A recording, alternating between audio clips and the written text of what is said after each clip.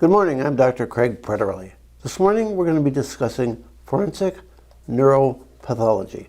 This is an extremely new area of forensic pathology, and it has turned out to be one of the more important areas of pathology, especially forensic pathology. As of late, there are several interesting cases which require the understanding of neuropsychology, neurophysiology, and the structure of the brain. As we can see here, we have a brain, or a model of a brain. Now, it is interesting to note that we have the Terry Schiavo case, which happened in Florida, and then we had a case earlier than that in, I think she died in the 70s, 80s, something like that, in California. And one of the factors which was posed, because this all became very political, and we need to keep politics out of this. We need to keep very factual evidence. So when the person who died in California died, they compared the brain size to that of Terry Schiavo. Terry Schiavo had a much smaller brain size, but that's not important. What is important are the structures, the individual structures that are deficient. Schiavo had deficiencies here, a slight bit. In the Quinlan case in California, she had a deficiency of the reticular activating system. So while the majority of Schiavo's problems were here, that showed she had a difficulty in movement, although she had minimal disruption up here. And this is where, again, your thought processes are, your executive functions are. So while they claim that she would died of or while in a persistent vegetative state, the evidence suggests otherwise. Now, Quinlan could never regain consciousness because the reticular activating system, which controls consciousness, was knocked out. How it got knocked out, we weren't sure. We know that she was at a party the night before, that she took some substances, and that she woke up, hit her alarm clock, and that was it. In here is where you're going to have the motor fibers, the fibers that make you move. So what happens here is that in this portion, with these fibers out, you lack the ability to move well. If you have deficiency here, you're going to have an inability of coordination. So when you see the deficiency here, and there was a deficiency here, you lack coordination. You'll be able to move, but just not fluidly. All right, another good case is the one of John Kennedy. We see, and there are numerous theories on this, but the most widely accepted is that the bullet came through here and then tracked across here. Now, obviously, he would not have been able to maintain any semblance of consciousness, but within here is where your heart rate, blood pressure, respiration is all maintained. And he maintained that function, although was unable to thought, for a good hour, or 45 minutes in here. Another case that we have is President Lincoln. Again, shot through here, tracked through here. This is a case where the physicians actually made it worse. So they kept probing the wound and probing the wound. In each time they probed the wound, they introduced more bacteria, making the sepsis worse.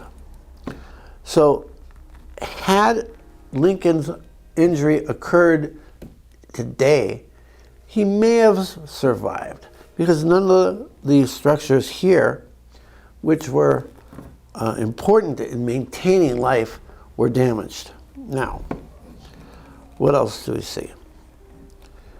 The frontal lobe. One of the more interesting cases, which is misrepresented by both factions, is Phineas Gage. He was a worked on the railroad, and he had a dynamite tamper forced through this area of his skull, damaging the frontal lobe.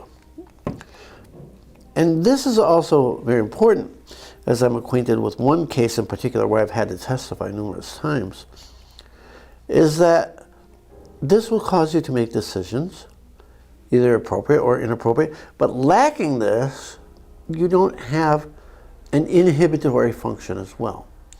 So the case that I'm thinking of, the guy's walking down the street, he sees a car he likes, he hops in, he takes off. There's nothing telling him not to do so. Phineas Gage, the same way. Before his accident, he was well regarded by his employees. But then when the dynamite tamper went through his skull in this manner, psychologists like to say he walked away with a slight limp. The neurologists will like to tell you how he had an extreme difficulty with his personality. He became a very belligerent individual in that way. Another one is while we're Senator Robert Kennedy, while we're actually looking at the wrong thing. And this case was very important. They knew that there was going to be problems, so Tommy Noguchi brought in Cyril Wecht and several military forensic pathologists. Now, what happened was Sirhan was off in this direction, but yet the bullet tracks came this way. And he lodged in here. With today's techniques, they would have been able to keep him alive. He went unconscious, and then one of the docs who was there probed the wound, released the pressure, and he regained consciousness for a while, to the point where Senator Kennedy was able to ask, "Is everybody else okay?" And then he drifted in and out of consciousness for a while and died the next day. With today's techniques, he may have been able to be saved. We now have more interesting neurological techniques. Bart Starr, he was the Green Bay Packers starting quarterback, winning quarterback of Super Bowls 1 and 2, suffered a stroke. And this is important where it could have been used in Schiavo. They're now using stem cells to replace this. So they brought him back to a degree of functioning with the new stem cells. Schiavo, had they not terminated her life using fraudulent information, may have been brought back to a much better state of functioning. Would she have been 100%? Probably not. Would she have been better? Yes.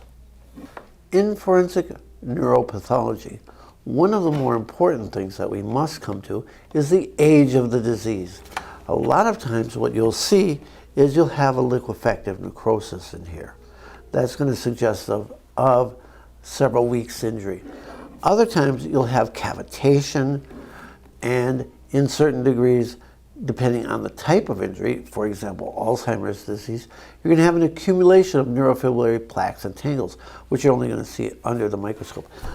Again, what we'll do is we'll take a CT MRI of the brain, and what we'll do is we can see that the ventricles will enlarge. And then you'll see the cortical structure will shrink. That helps us to ascertain, especially in car accident cases, other traumas, how long ago the trauma occurred.